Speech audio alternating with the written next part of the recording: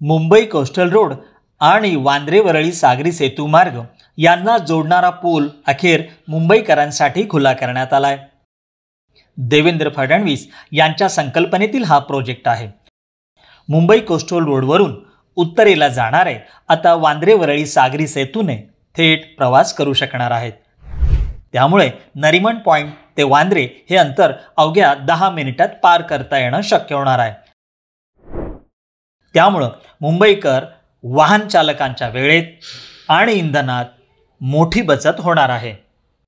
कारण कोस्टल रोडच्या संदर्भात 25 वर्ष केवळ चर्चा व्हायची।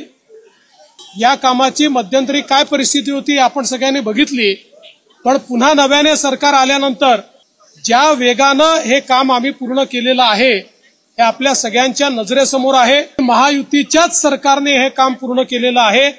100% केंद्र सरकार आणि राज्य सरकार दोन्हीकडे महायुतीचं हे श्रेय आहे असं मी या ठिकाणी म्हणेल।